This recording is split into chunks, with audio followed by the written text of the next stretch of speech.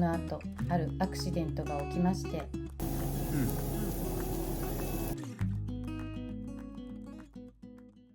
皆さんこんにちは。遅れましたがバレンタインは楽しい一日になりましたか？うちは何が起きたか最後まで見ていただけたら嬉しいです。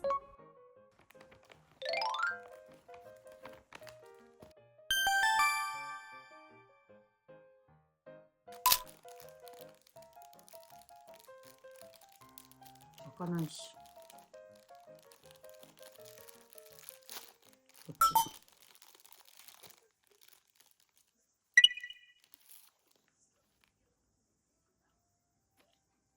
ちんげチョコ入ってる。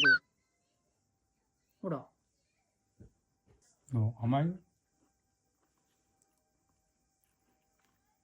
クッキー生地はいつものみたいに甘い。ダーク？ 40% でね、そんなダークじゃない。うん。40%。美味しい。うん。そんなになんかいつものチョコのあれとは、よりはダークかな。じゃあどういうこと？いらんってこと？美味しいよ。うん。どうぞ。バナナがいい。コーヒーと一緒じゃないと。甘いんかい。うん。まあ甘いね。何や。思ってたダークのダークさじゃない。でかっ。どう？まあコクがあるよね。うん。40% でダークって言わんでしまあそうよね。ょ。60くらいからで、ダークは。60、70ぐらいか。そうよ。でも普通のとは。普通のと比べたらやっぱちょっとダークよね。だからすごいチョコが濃い感じがする。ね。量が多いけんみたい。これ冷やした方がいいわ、これ。チョコは違うよ。うん。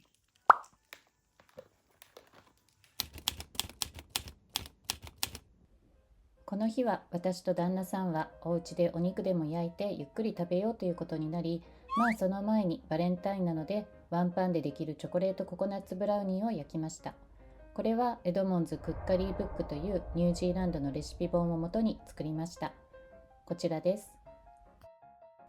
材料と分量はこちらになります。今回はこのコストコで買ったカシューナッツを入れます。ベーキングパウダーはこちらのアルミニウムフリーのもの、前にオーガニックショップで買いました。それではクッキングスタート。まずはオーブンを180度に温めておきます。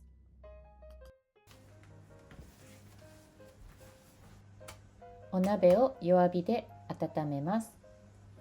そしてバターを忘れてた。はい、慌ててバターを測っています。こちらのバターは大きいのでこうやって小さく切ってパックに入れています。バターをお鍋に入れて弱火で溶かしていきます。このレシピワンパンでできるのでおすすめです。バターが溶けたらココアを入れて2分くらい弱火のままよく混ぜます。はい、これです。これがエドモンズクッカリーブック。これはビスケットとかで、あった、これです。ほら、すごいもうチョコレートの跡とかがついている。ここに砂糖が1カップシュガーってあるんですよ。1カップシュガーってどれだけのお砂糖か分かります？すっごい量なんですよね。やっぱりね、こっちで作るこういうね、ここにもチョコレートナットバーっていうね、これも1カップシュガーでしょ。結構な砂糖の量なんですよね。だから私は自分で作るときはこの量をもうちょっとね減らして作ります。このブラウニーは今は日本に住んでいる長男くんがよく作っていました。私たち夫婦には2人の息子がいて、彼は20歳になってすぐに日本に行きました。最初はすごく寂しいなって思ったけど、今はもう慣れました。はい、ココアがきれいに溶けて滑らかになったら、火から下ろして砂糖を入れてよく混ぜます。その長男くん、LINE でメッセージを送っても既読すらならないこともよくあり、返事も1週間ないこともよくあり、それも時間が経てば、まあそのうち返事来るかなと、これも慣れました。でもね、こちらから何か食べ物でも注文して、これどうって聞くと、すぐに返事が来ます。はい、砂糖を混ぜたら、卵を1個入れて、よく混ぜて、混ざったらまたもう1個の卵を入れて、よく混ぜます。そうそう、ニュージーランドの卵っていろいろついてますよね。日本みたいに洗浄されていないんです。私はいつもナチュラル成分で作られている除菌スプレーで拭いています。皆さんはどうしてますか？バニラエッセンスがあったら少しここで入れてください。もしなくても大丈夫だと思います。そしてココナッツを入れます。で、よく混ぜて、ここでカシューナッツを入れるんですけど、しまった。砕いていませんでした。ちゃんと準備していたつもりがダメですね。すぐに潰せるから大丈夫。このジップロックに入れて、この重たい、なんて言うんですかね、これね。これ、スパイスをこう潰す石臼についてきてるやつですね。そう、これで軽くトントントントン叩けばすぐに潰れるから大丈夫。慌てることはありません。無事カシューナッツが潰れたので、お鍋に入れてよく混ぜて、その後小麦粉とベーキングパウダーをふるいながら入れます。見ての通り、粉類は前もってふるっておいた方がいいですね。ちょっとね、お鍋に対してこのふるい器が小さすぎました。違う。ふるい器が大きすぎました。よく混ぜたら型に入れて180度で25分から30分くらい。この日は25分で焼けました。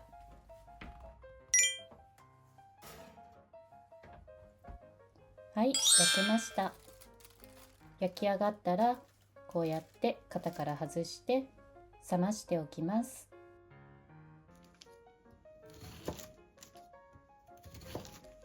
焼きたてはサクッとしています。この後旦那さんと一緒に食べるんですけど、後から、その時分かったのが、1日冷蔵庫に入れて寝かして次の日食べた方が美味しいです。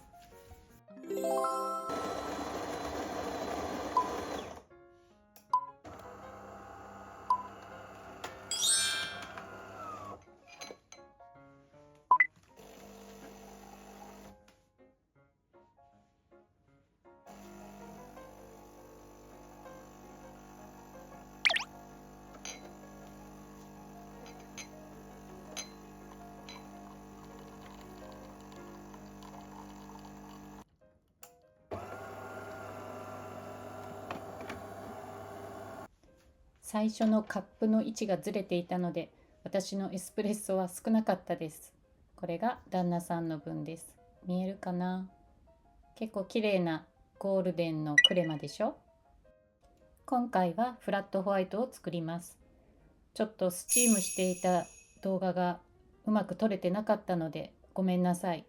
完成した映像だけです。どうじゃ？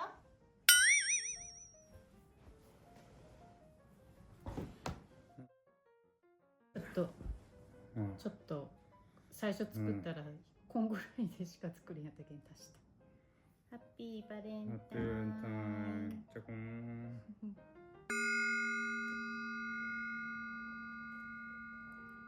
はい、どうぞお召し上がり。おお、もうこぼれちゃったじゃん。ティッシュ。私の取って。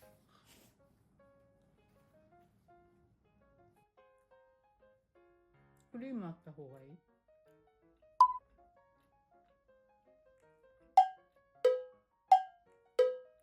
多分一日置いた方がいい。馴染むけん。うん。出来たてだけんさ、うん。ポロってなったよ。うん。多分あれよ、あと生クリームあったらいいね。ほら、置いといたらもうしっかりなるけん。うん。いいよ。うん。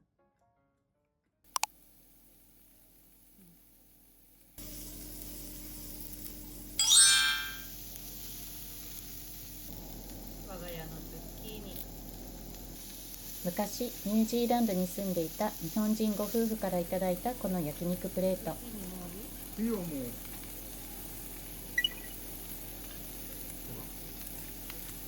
ら、もうちょっと焼いてもいいかもしれない。こっち食べる。2ついい。オリーブオイル、ごま油でもよくなってるでも。あれもうまいぞ。あれうまいよ。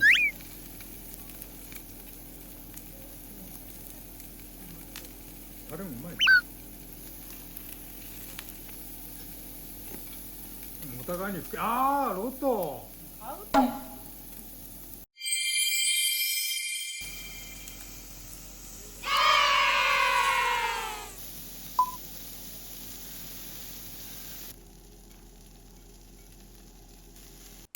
焼肉の動画はここで終了しています。動画の最初にアクシデントがっていうことを言っていましたけれども、そうなんです。この後あるアクシデントが起きまして、それはですね、この私の iPhone が焼肉をしている熱い鉄板の上にガンと落っこちてしまいました。倒れたというんですかね。そうなんです。この時こうやってこのトライポッドですか、三脚を使ってこうやって撮影していたんですけど、これがこのままバーンと落っこちて、熱いお肉をジュージュー焼いていた熱い鉄板の上にここからここからこうやって落っこっちゃったんですよ。もうびっくりですよね。そうなんです。あの日もこの私の iPhone これを使ってこうやって撮影をしていたんですけれども、高さとかをちょっと高いところから撮りたいなと思ってて、この三脚の長さをちょっと高めに設定していたんですよね。で、動画の後のトイレに行きたいなと思って席を立ったわけです。その瞬間にガタンと聞こえて、と思って振り向いたんですけど、私全然気づいてなくて、そしたらもう旦那さんが電話って言うから、ってもう気づいた時には旦那さんがもう取ってくれてたんですけれども、って自分でも何が起きたんだっていう感覚でで旦那さんがもう速攻この電話を取ってくれて、もう急いでここを拭いたりとかして、幸い傷は入ってないみたいで、私も一応ちょっとこうケースを、レンズの部分は高さがあるケースを使ってるのと、あとここのレンズも一つ一つカバーをつけてたので、本当にねカバーつけててよかったなって思いました。私はこの iPhone15 Pro というものを使ってまして、ちょっと重たいんですよね。なのでちょっとバランスを崩したみたいで、はい、いやもうそれは言い訳ではない、言い訳にはなりませんね。はい、言い訳はないです。はい、私の注意です。旦那さんからお叱りを受けました。撮影するのはいいけど、もっと細心の注意を払って、高いものなんだからもっと気をつけなさいと。もうおっしゃる通りでございます。はい、なので今回は私の不注意で、最後まで焼肉を楽しく食べることができず、あの後はもうシーンとした状態の中で黙々と最後の鶏肉ともやしをいただいて、静かなバレンタインデーの夜を過ごしました。はい、もう笑い事ではないですよ。はい、そうですよ。もうちゃんとね、しっかりこれからは細心の注意を払って、最後はそういう私のアクシデントというお話でございました。最後まで見ていただいた皆さん、本当にありがとうございます。これからも楽しい動画、そしてちょっとゆるっとした気分になれるような動画をこれからも頑張って作っていきますので、この動画がいいなと思ったら、いいねボタン、高評価とチャンネル登録をぜひよろしくお願いします。この後、恒例の夕焼けも流れますので、ちょっとゆるっとした気分になっていただけたらなと思っています。それでは次の動画でお会いしましょう。